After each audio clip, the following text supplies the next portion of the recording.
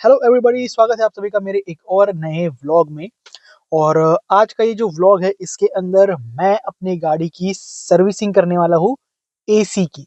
तो पिछले कुछ महीनों से, महीने नहीं करीबन 1 साल हो गया, एक प्रॉब्लम नोटिस हो रही थी गाड़ी के अंदर। वो ये थी कि जो एसी का गैस है वो बार बार मुझे रिफिल करवाना पड़ रहा था। मतलब लिटरली 4 से 5 महीने में गैस खत्म हो रहा था।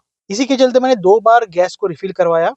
1 साल में 2 बार, वैसे कि होना नहीं चाहिए। लास्ट टाइम जब मैंने रिफिल करवाया उसके बाद करीबन 4 से 5 महीने हो गए और जो एसी का गैस है वो पूरी तरीके से डाउन हो गया। तो एक्चुअल में प्रॉब्लम क्या है वो मैं आपको बताता हूँ। अब देखो गाड़ी के अंदर जो आवाज़ आती है वो कैसे आती है।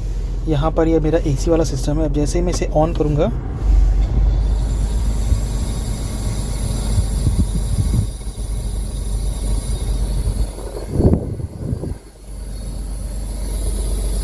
यहाँ से नीचे से आवाज़ आती है। आपने सुन लिया होगा आवाज़। तो अगर आपकी गाड़ी में भी ऐसा आवाज़ आता है इसका मतलब आपकी गाड़ी में गैस कम है, एसी का जो गैस है वो कम है। तो अभी मैं ये कार लेकर जा रहा हूँ एसी वालों के पास जहाँ पर मैंने गैस रिफिल करवाया था। और वो लोग जेन्युइन लोग हैं, वो सारी चीजें प्रॉपरली करके देते हैं। और मैं आपको डिटेल में सारी चीजें बताऊंगा कि किस तरीके से सब कुछ किया जाता है। So let's go. अब यहाँ पर सबसे पहला जो काम है वो है डैशबोर्ड को रिमूव करना, क्योंकि जो एसी का यूनिट होता है हमारे गाड़ी के अंदर उसके पास पहुँचने के लिए ये पूरा का पूरा जो डैशबोर्ड है उसको डिसमेंटल करना पड़ता है। और यहाँ पर अगर आप देखोगे तो डिसमेंटल हो चुका है पूरा का पूरा डैशबोर्ड। और ये जो सामने की तरफ आप देख रहे हो जो बंदा उसे रिमूव कर रहा है वो है हमारा एसी का यूनिट। तो डैशबोर्ड रिमूव करने के बाद गाड़ी कुछ ऐसी दिखती है। और यहाँ पर ये जो मेरा कूलिंग कॉइल है वो एकदम परफेक्ट था, तो उसे रीफिट किया जा रहा है। सारी चीज़ें चेक कर ली, कोई भी इशू नहीं था। फिर उसके बाद हम लोगों ने चेक किया जो लाइनिंग है इंजन बे की तरफ एसी के, उन्हें अच्छे से चेक किया तो वहाँ पर भी कोई इशू नहीं था। फिर बारी आती है हमारे कंडेंसर कॉइल की। जो ये जो हमारा फाइबर है सामने की तरफ का गाड़ी का बम्पर, उसे उसके अंदर होता है, तो उसे भी हम लोगों ने रिमूव कर लिया। और यहाँ पर आप लोग ना क्लियरली देख सकते हो जो कॉइल है उसमें थोड़ी लीकेज है। ये जो पोर्शन आप देख रहे हो जहाँ पर मैंने मार्क किया है, यहाँ पर वो प्रॉब्लम था और बहुत ही छोटा सा होल था। बट प्रॉब्लम ये था कि वो होल इस पर्टिकुलर जाली मर आया था। तो ये जो उस्ताद है वो उसे अच्छे से ड्राई कर रहे हैं। ड्राई करके उसे चेक करेंगे कि प्रॉब्लम कहाँ पर है, एग्जैक्ट प्रॉब्लम कहाँ पर है। तो जैसे ही चेक किया तो ये पता चला कि जो प्रॉब्लम है वो एसी कंडेंसर की जाली में है। तो उस वजह से अगर जाली में अगर कुछ प्रॉब्लम आता है तो पूरा कॉइल चेंज करना पड़ता है।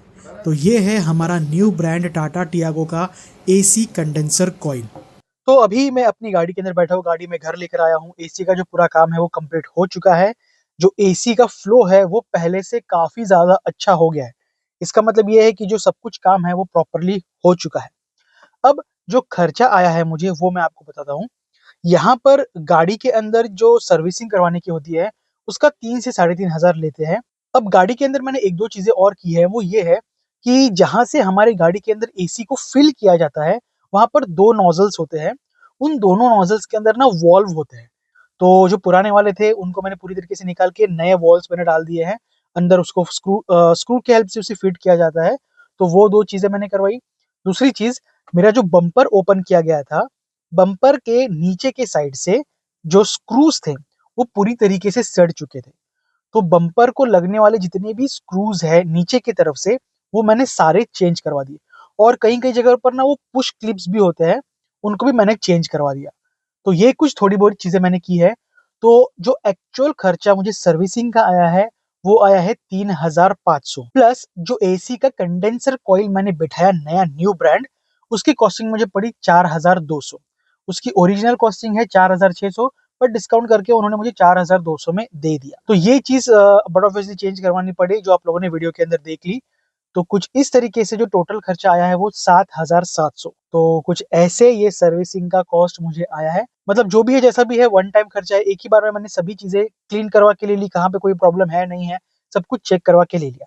तो अभी कोई टेंशन नहीं है। तो अगर आपको ये मेरा व्लॉग अच्छा लगा होगा तो वीडियो को लाइक और चैनल को सब्सक्राइब करना मत भूलिए। मिलते हैं किसी ऐसी ही वीडियो में, तब तक के लिए अपना ख्याल रखना। Take care, bye bye.